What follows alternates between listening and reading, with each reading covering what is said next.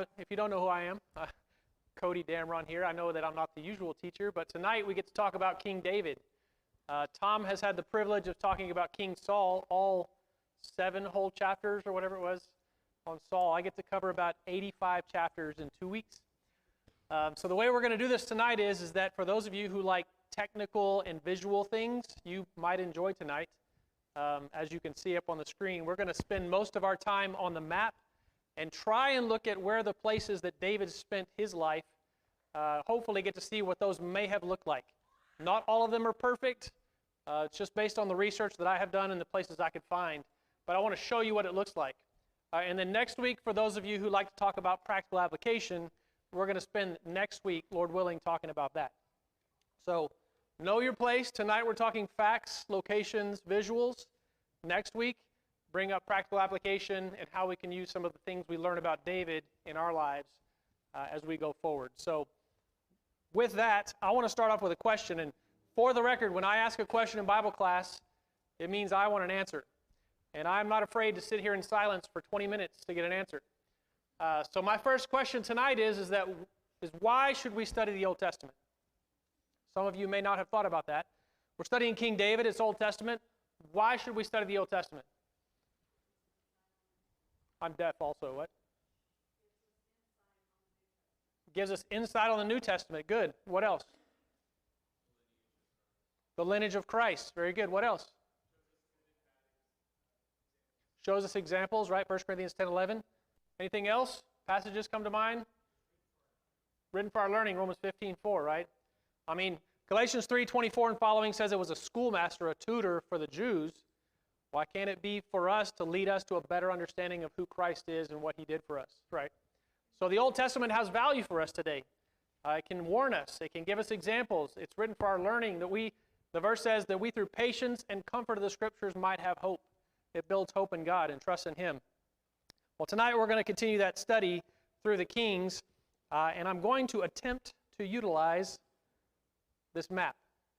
If you don't understand anything at all about maps, I'm sorry.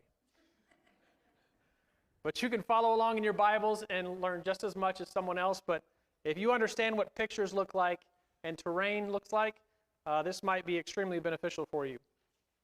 We come down to Israel, and yep, you can see the mouse. Good, good. Okay, so we start off, Wes has been talking on Sunday mornings about Ruth, right?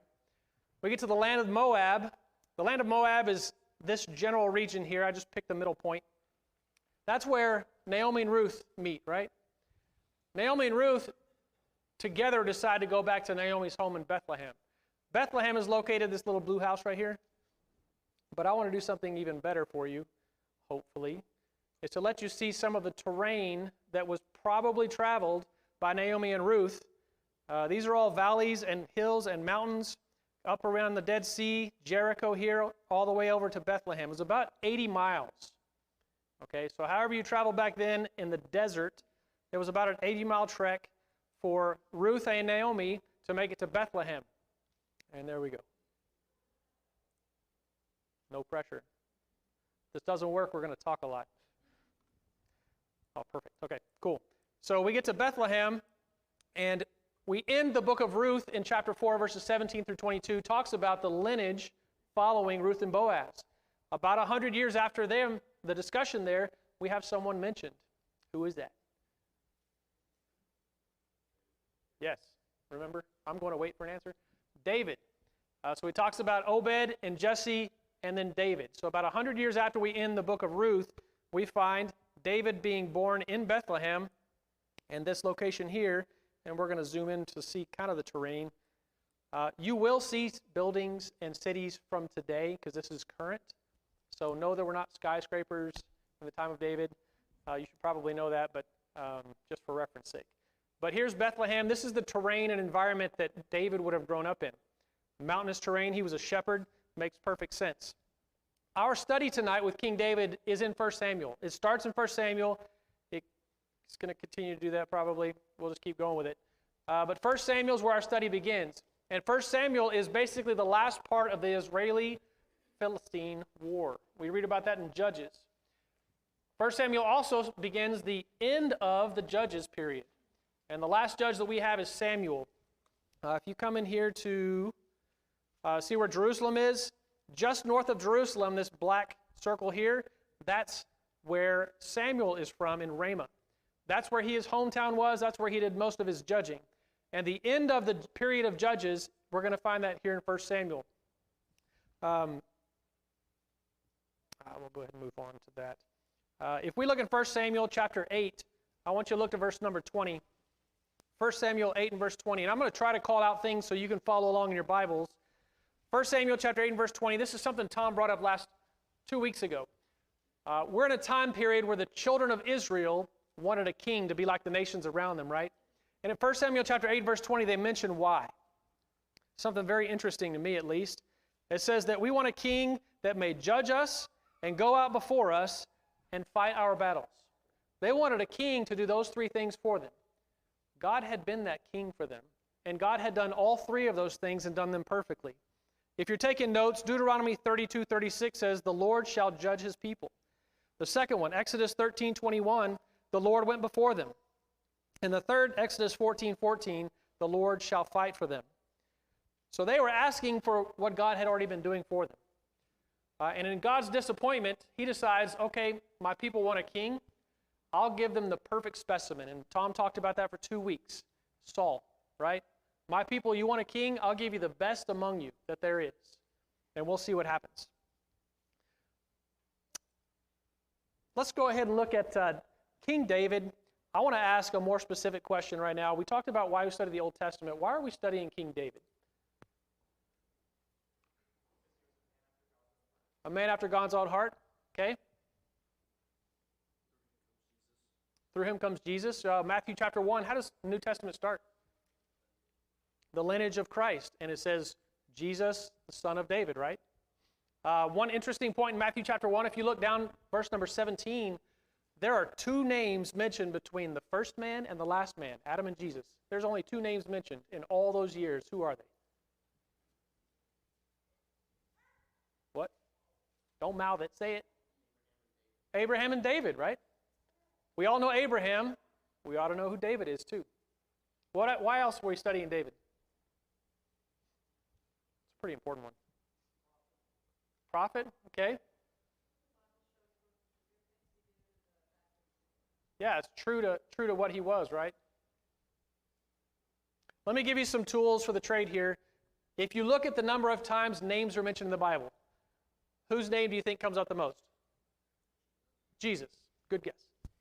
About 1,300 times you find some form of Jesus in the Bible. If you look at who's second, at about 1,100, it's David. So David's just 200 shy of Jesus the Christ. Third place is Moses with about 850. So we see he's important. You look at the period of the Old Testament history. You've got the books of what? Joshua through Esther. About 250 chapters. 106 of those have stories about David. That's over 40% of the Old Testament history talks about David. David's an important character in our study of the Old Testament. Why else do you think we talk about David? Any other ideas? Think about prophecy. Does 2 Samuel chapter 7 come to mind? Verses 12 through 16. Let me read verse 13 there.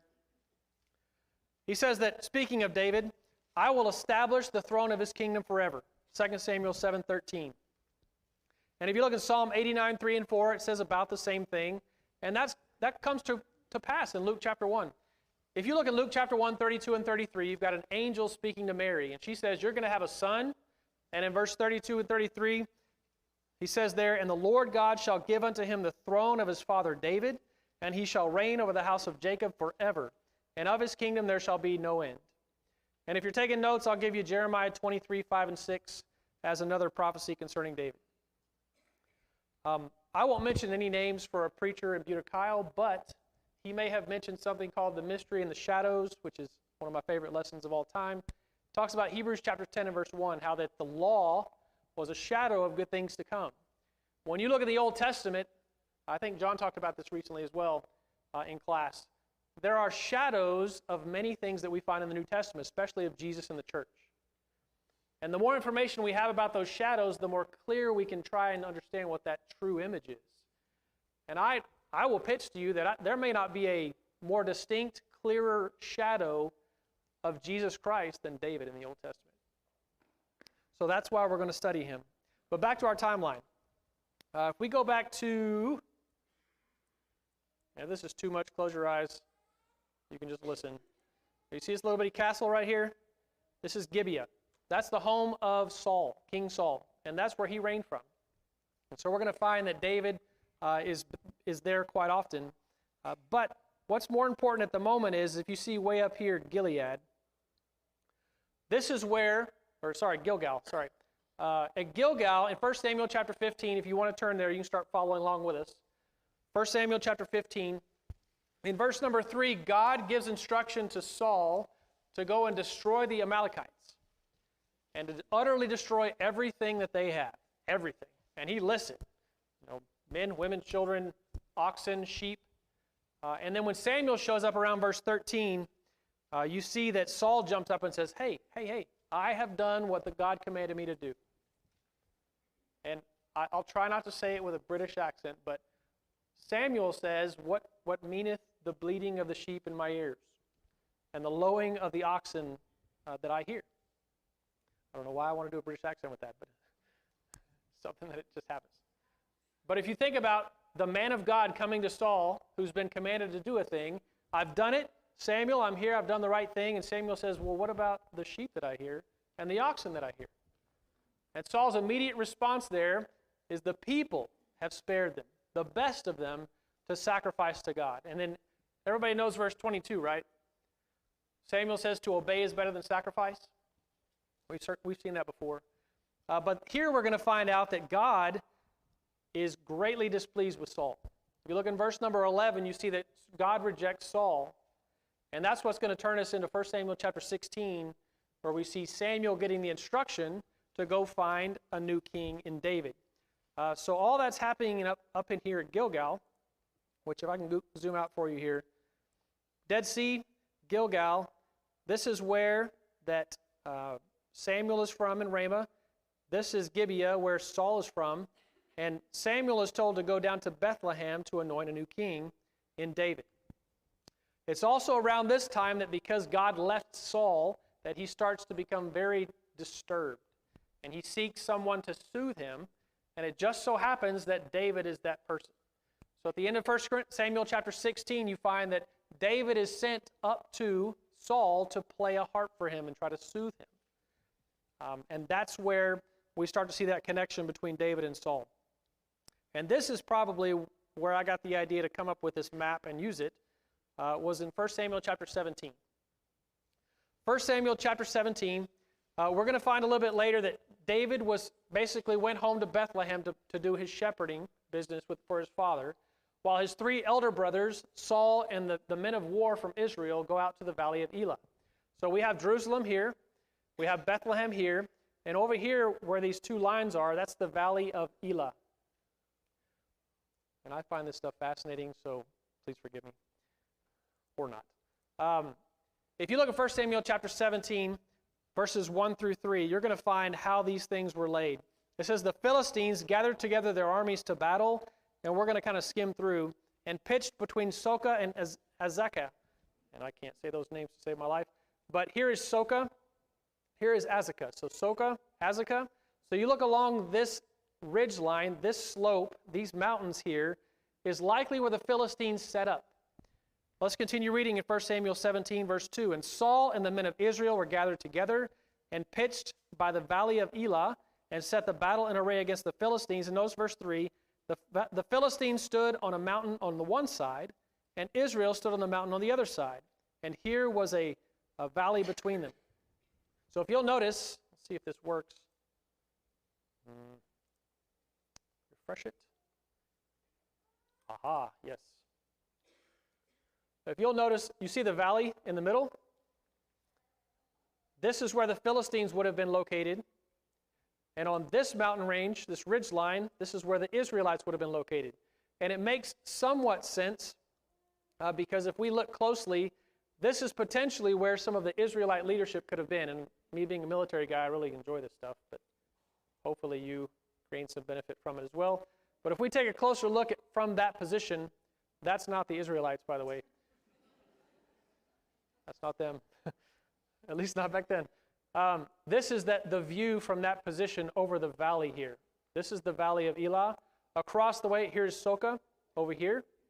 So along this ridge line is where the Philistines could have set up for battle. And out in this valley is likely where much of the fighting took place, because they could send people down and they could send people down. But if you can imagine, in 1 Samuel chapter 17, you have Goliath, right? And Goliath is out every single day, morning and evening, and boasting to the children of Israel, I'm here, I'm the champion, where's yours? Send him out to me, and let's do battle.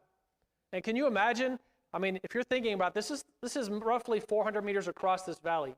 I can picture a giant on the other side screaming at the top of his lungs, and it just echoing across that valley where everyone in Israel could hear that, all the men of war. And they're shaking in their boots, aren't they? Well, if we can make this work, come back out to Bethlehem. I want you to see it's about an 18-mile trek from Bethlehem to this valley. Jesse sends David out to check on his 3 eldest sons, sends rations with him, sends things with him to take care of them. And so he's making this trek across this terrain. And I mean, we'll talk about this here in a second, but has anybody ever heard a song about David being a little boy? 18-mile trek through this terrain. Now, he might have people with him, but let's think about that. But anyway, he gets to the valley of Elah, and then what happens in 1 Samuel chapter 17? Verse number 26, he says, "Who is this uncircumcised Philistine that he should defy the armies of the living God?" The men of Israel, the men of war, are scared. They're shaking in their boots. And David shows up. Supposedly, Goliath calls him a young man, right? Saul calls him, I think, verse 52, a stripling. So he's obviously younger than others. And he's standing there, hey, listen, who is this guy to threaten God's people, God's army? And he ends up at Saul, because everybody else says, no way. He gets to Saul because he has to get through Saul to get out on the battlefield. And Saul says, no, you can't go out there to see this guy. You can't fight him. And David says, nope, we're going to do this. And so you get down to verse number 30, verses number 34 through 36. David then explains how when he's protecting sheep as a shepherd, he has killed a lion and a bear. Now, it doesn't say if it was a cub or a full-size lion. Same thing with a bear, but who cares? How many of us have killed a lion and a bear? With your hands. Not with a rifle from 5 miles away. Or a cannon. I may have done that. With his hands. So whatever we want to say about David, he is mature enough and grown enough to take on a lion and a bear and kill them to protect his sheep. So he convinces Saul to let him go out. And this is one thing that interests me here is if you look at this from the perspective of the Israelites looking across, you see this dark band here with the trees? That's where a brook would have been. When you see darker earth, the soil's darker, it typically means there's water. And so when you read here in 1 Samuel chapter 17, it says, "And he took his staff in his hand and chose him 5 smooth stones from the brook." This is likely the brook they're talking about. So he crossed this at some point, somewhere along this brook. I can't tell you if it was here or here. If you look at Google Maps, they actually have a point they think the battle took place.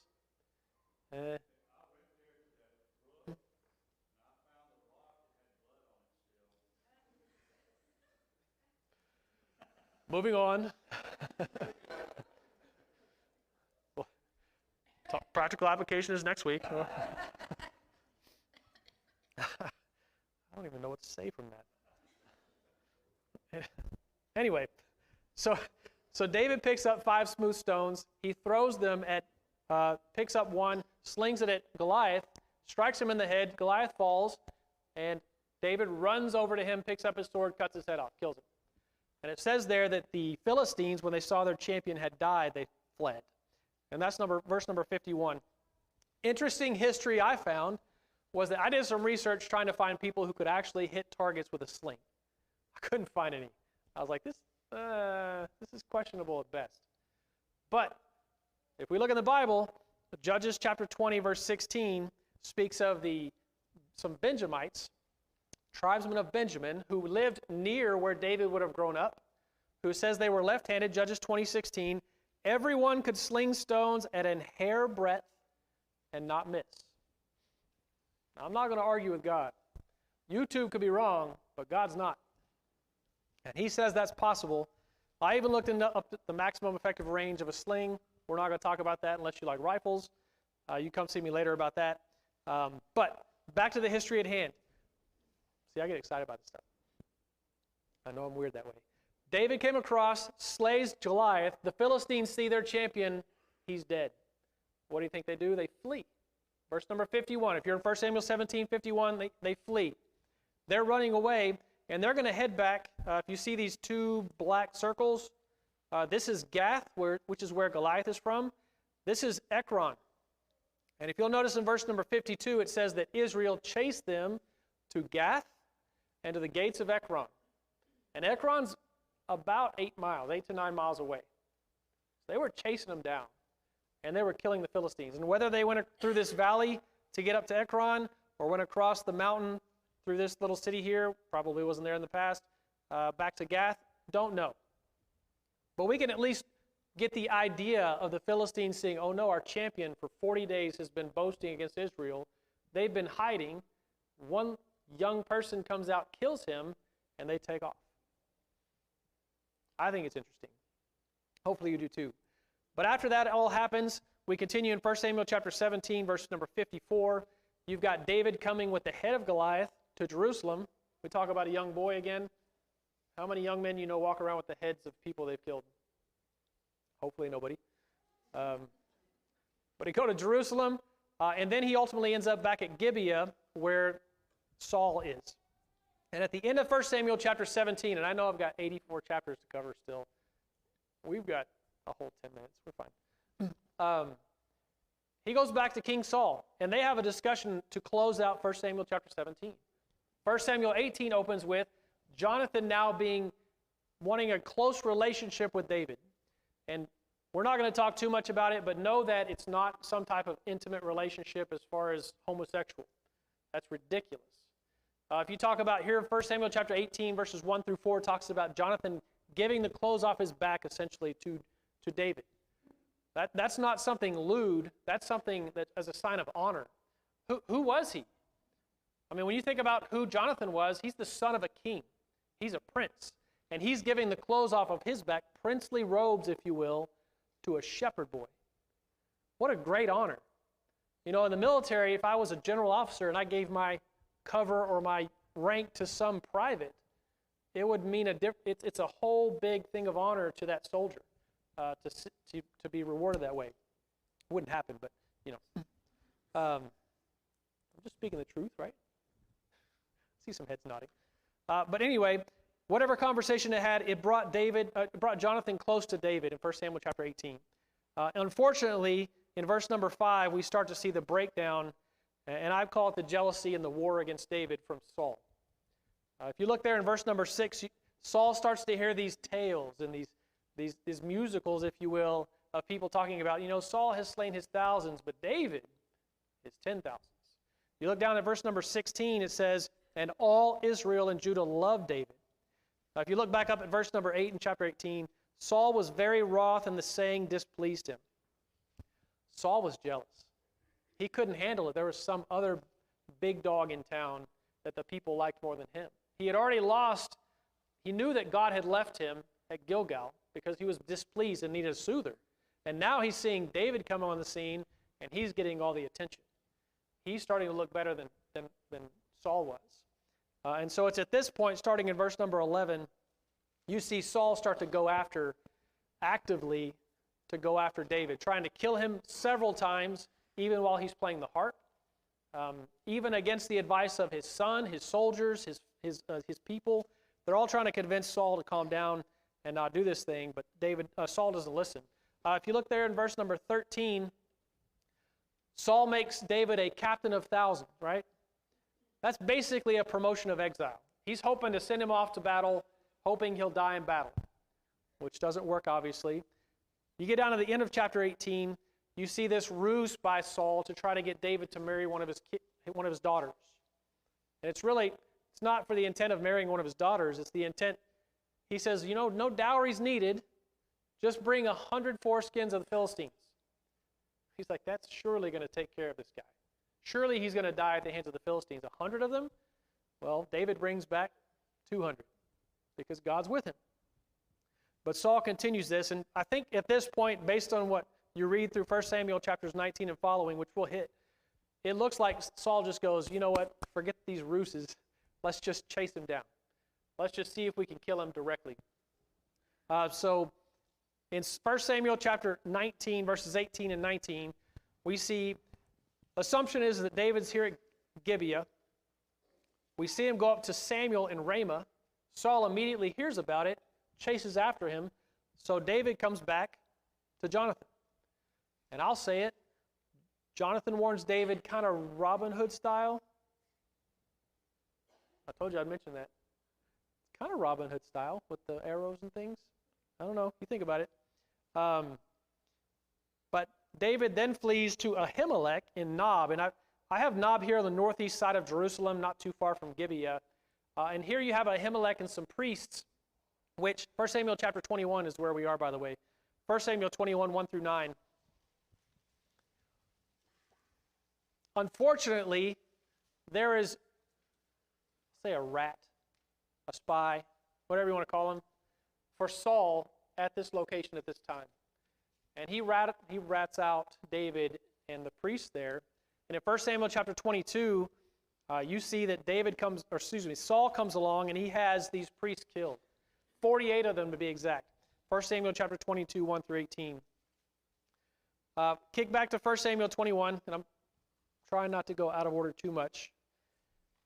David then goes to King Mizpah of Moab. Everybody remember where Moab is? It's over here. David goes to King Mizpah of Moab to try to get protection for his family, his parents.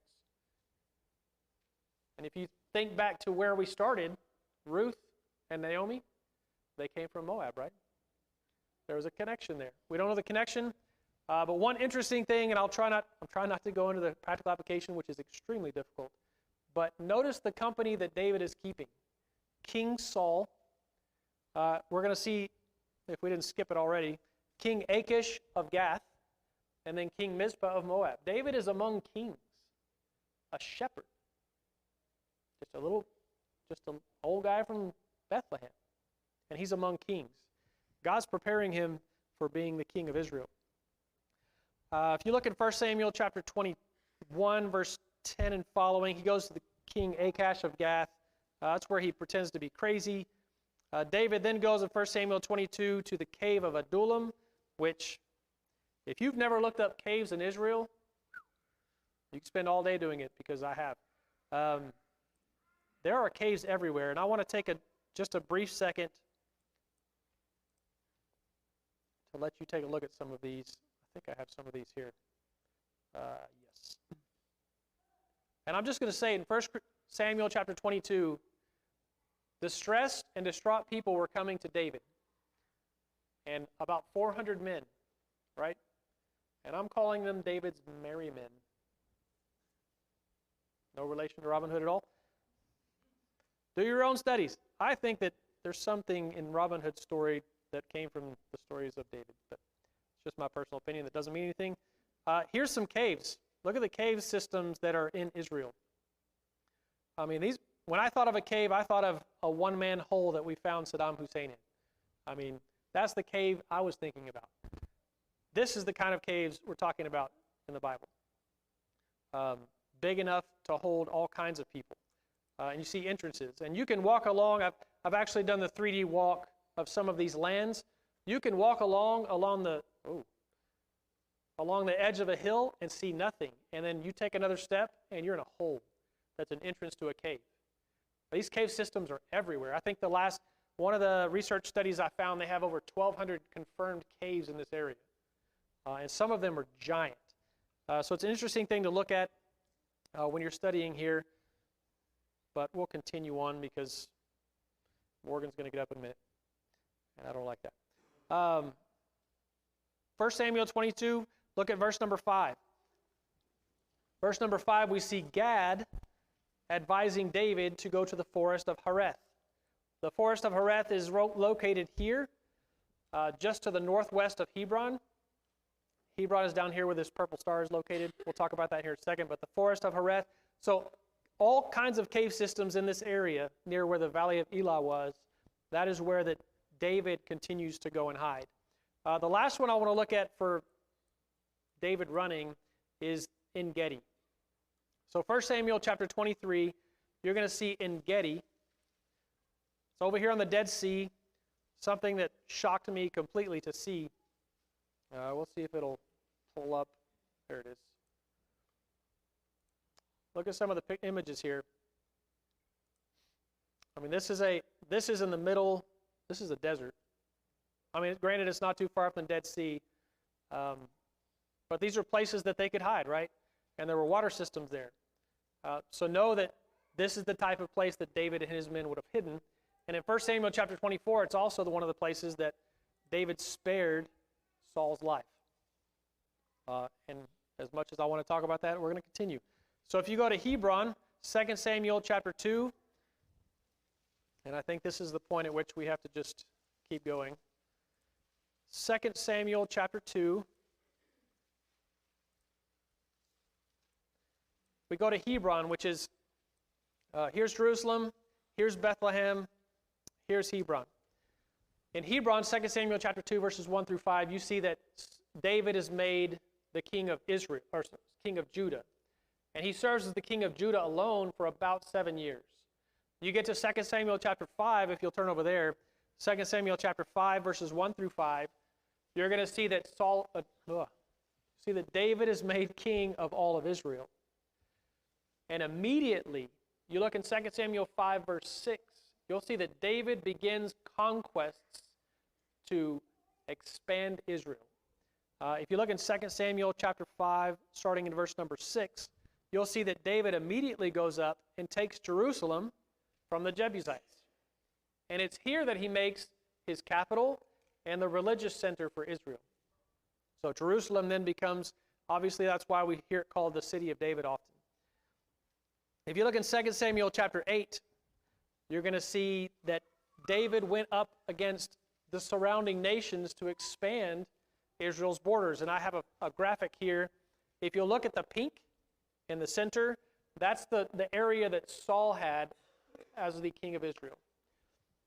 And the bluish green color that it's expanded, that's what David expanded the borders of Israel to, roughly. Thought that was pretty interesting. If we continue down to 2 Samuel chapters 11 and 12, we obviously have the story of David and Bathsheba. And yes, we're skipping a few things. David and Bathsheba in Jerusalem. Why was David in Jerusalem? Because he was a bad leader at this point.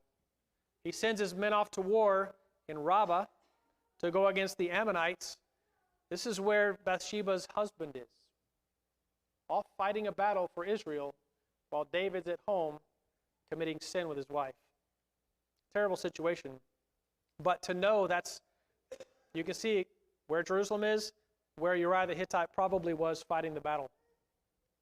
Continue on in 2 Samuel chapters 15 to 18, we have Absalom's conspiracy.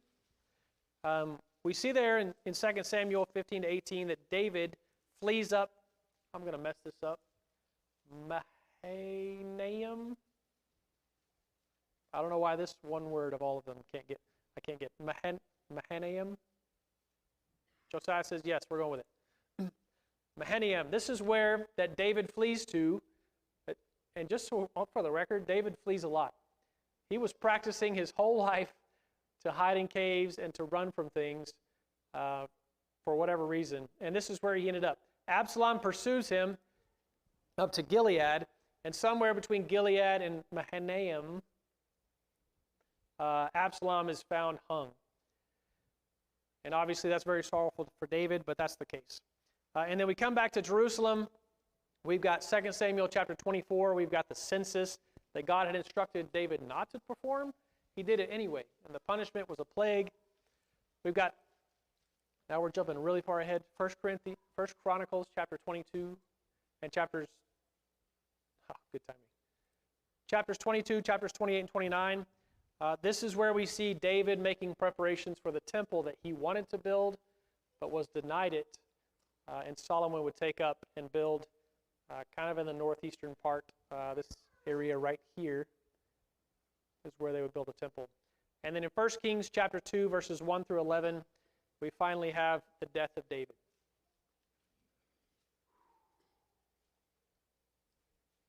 And that is all. Hopefully, for at least some of you, this has been beneficial to see kind of where things were. I'm a visual person. I talk to a lot of people who are visual learners, and to just talk through things, especially locations, does nothing for my education. So hopefully for at least some of you, this has been beneficial. For some of you, you may have died sitting still. I understand that. That's okay. Next week, Lord willing, we'll be here and we can talk through that. But this week was for the visual learners. Look at the terrain. Look at what they were dealing with. Look at the environment. It's again, not exactly perfect to what it was then, but you get a sense for what was happening at the time. I mean, we look at things from a very different perspective today, driving in a car. Like, we're like, oh, it's 150 miles away? Meh, we'll run there for lunch and come back. No, that's not the way things worked. And I have an 11-year-old son. You have children? How many of you would send a 12-year-old 18 miles away without going with them? I dare say none of you. I might, but I'm a little different than some of you. But back then, look at the terrain they lived in. Hopefully that's beneficial to you. Hopefully it'll cause you to do some more research on your own. And it gives you time to prepare for next week's discussion on practical application through this study. Thank you for your attention. We'll close there.